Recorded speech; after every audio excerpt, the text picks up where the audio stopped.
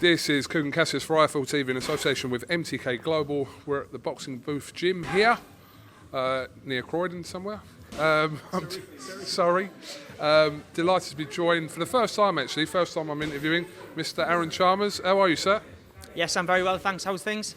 Very well. You were just talking about your beard. Your beard looks all right, to be honest, mate. Yeah, look. Do you know what it is? I need the barbers open. I'm looking a bit rough. I'm normally looking fly, but not at the minute. So yeah, you've been training out at this gym for quite some time, and wondered if you can give us an update on your application for a licence and where that is at the minute. Yeah, so the application, I was waiting on a brain scan. I had a little shadow on the brain, so I had to get a brain assessment. So I've done that, passed that, so it's just in the process of switching to the pro boxing game. We've left the MMA behind. It was 7 fights in, and I stopped enjoying it, and my main focus and my main love has always been boxing. So I thought, I'm 33 years old now, this is going to be the last chance to learn, and thankfully I got in with Aaron Booth, and we're putting the work in. When you were doing MMA, was it always a plan that you'll see how this went, and then after that kind of make that transition into boxing, or did that decision come after you stopped doing MMA? Do you know what it is? I planned to have one MMA fight. It was just something to tick off the bucket list. Then I had the fight and I really enjoyed it. But down the line, I was more enjoying the stand-up training than I was avoiding grappling and jiu-jitsu. And that's the 2 fights that I lost was on the ground. And I sat down with my girlfriend after the last loss and I said, do you know what it is? I don't enjoy it. She was like, well, what do you want to do? And I said, I really want to go into the pro boxing. Thankfully, I knew Josh Kelly, who had words with Adam, and then here we are. Here we are today. I mean, it's a difficult one to come from the background you have, which people predominantly know you from reality television, for people to kind of take you seriously as a combat sports person, whether that be in MMA or boxing. How have you found that to kind of convince people that, no, I do this is what I do, and I'm going to turn to boxing, and I'm going to see how that goes, but give me a chance before you kind of judge me on anything else? The world we live in is you are always written off. I'm especially written off because of the TV.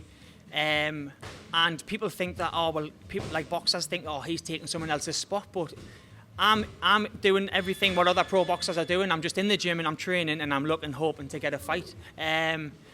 But before I even have a pro fight, I'll probably have 50% of boxing fans writing us off, which is fine. I'm used to criticism and I quite enjoy it. I quite enjoy criticism. I quite enjoy shutting people up, so fucking bring it on. I mean, I've heard that argument when the YouTube boxing, which we'll come on to in a little while, but the YouTube boxing where people have said kind of kids have, been boxing their whole lives and don't get to where they get. But that's not really to do with what we're talking about, because they're there where they are because of the platform they've created for themselves as individuals. So I don't really think you're taking anyone's spot as such. Well, the way I look at it, if you've got a YouTuber and you've got a standard kid on the street, so a YouTuber can put 50,000 seats in a stadium, a standard kid can sell 20 tickets. If you're a matchmaker, it's not hard who you're going to pick, and that's a horrible way to put it, but it's the truth. If you've got 2 kids with a couple of fights, one can sell 50,000 tickets on pay-per-view, one can sell 20. If I was the fucking matchmaker, I know who I would be picking every time, and that's the sorry state of affairs, and that's just how it goes. But do you know what it is? Like I say, I'm not in here to take anyone's spot. I'm just in here to make a good 3 or 4 years career before I hang up all combat sports, and I'm in the right place to do it. I mean, over the last couple of years, YouTubers, not just fighting on kind of white collar shows, but now getting professionally licensed. And actually trying to forge some sort of career in boxing. We don't know how far somebody's going to go, but there are plenty of names out there that possibly you'd be interested in fighting. I don't know. I'm not putting words in your mouth here, but the obvious one is that I think he's one of the most hated is Jake Paul. He's very good. He's very good at making himself disliked. He calls people out. He was calling Conor McGregor out before Conor McGregor had his last fight. So he calls people out when they've got a fight booked in. Then once the fight's over, he doesn't call them out again. Like, he's fighting an MMA fighter who's probably got the worst fucking hands in MMA. He has the worst boxing I've ever seen. So everyone else is throwing their hat in the ring, so I'll throw mine in. My coach and manager, Adam, is good friends with your coach, BJ Flores, so I can't see it too hard work getting in contact. So if he wants that fight down the line, then I'm putting my name in the ring, in the hat right now. Yeah, that's very true that Adam is very good friends with BJ Flores, so the communication process wouldn't be difficult to try and kind of reach out and see if they were interested in making that fight.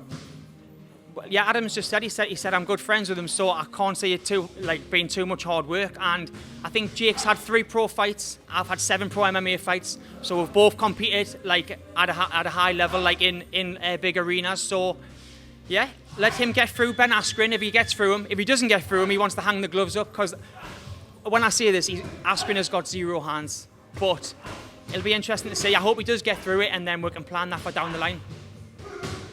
We've seen Jake Paul obviously fight a fellow YouTuber in an Eastern Gib, which was in Miami at the start of last year, and then obviously had that fight with Nate Robinson, which he scored a pretty pleasing on the eye, shall we say, knockout, but still had a lot of criticism about who he was fighting. But now he is fighting Ben Askren, who has a relative degree in combat sport. Yeah. Like you say, if you look at his combat sports record, it's unbelievable.